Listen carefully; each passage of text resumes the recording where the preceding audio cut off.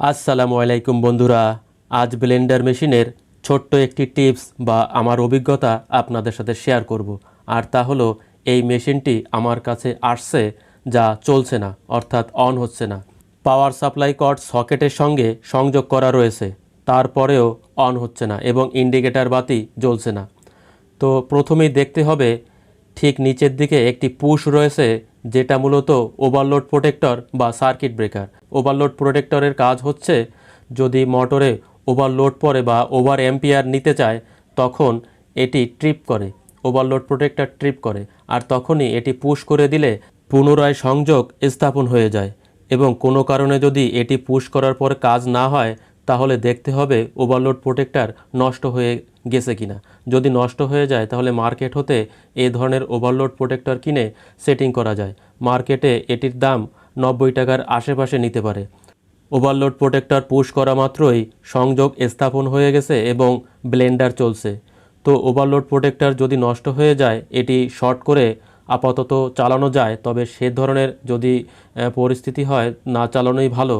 Market হতে overload protector কিনে আপনারা সেটিং করে নিতে পারবেন। তো খুব সহজেই এটি সেটিং করতে পারবেন, এ বিষয়ে আমার ভিডিও পূর্বে তৈরি করা আছে, চাইলে আপনারা দেখে নিতে পারেন, যার লিঙ্ক আমি ডেসক্রিপশন বক্স এবং এন্ড স্ক্রিনে দিয়ে রাখবো। তো কিভাবে ওভারলোড প্রোটেক্টর সেটিং করতে হবে বা শর্ট করতে হবে সেটা আমি আপনাদের দেখিয়ে দিচ্ছি। তো ব্লেন্ডার করার সময় যদি আপনারা ভিজা চাল অথবা ভিজা কোনো ডাল এই ধরনের ব্লেন্ড করেন তাহলে ওভারলোড প্রোটেক্টর ট্রিপ করতে পারে, কারণ তাতে বেশি পরিমাণে অ্যাম্পিয়ার প্রয়োজন হয় বা মোটরে প্রেসার পড়ে।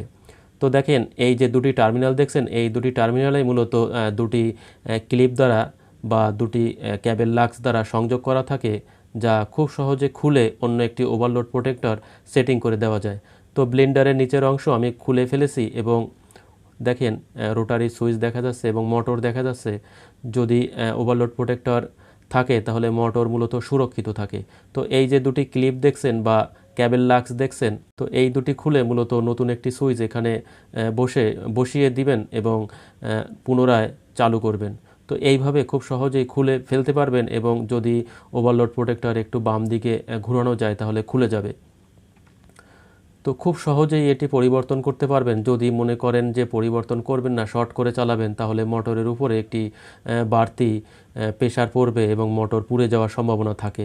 তো আমার পরামর্শ হলো যদি আপনারা ওভারলোড প্রোটেক্টর নষ্ট হয়ে যায়, পুশ করে দেখবেন, যদি পুশ করার পরে চালু হয়ে যায় বা ঠিক হয়ে যায় তাহলে তো ভালো, আর যদি ঠিক না হয় তাহলে পুনরায় একটি কিনে তারপর সেটিং করে পুনরায় আপনারা চালু করবেন। তো চালু না করলেও যদি এই যে দুই টার্মিনাল বা দুই ক্যাবেল যদি খুলে একই সাথে জুড়ে দেন তাহলে অবশ্যই মোটর চলবে। তো এরই সাথে সাথে আজকের ভিডিও এখানেই শেষ করছি। সকলে ভালো থাকবেন। আসসালামু আলাইকুম।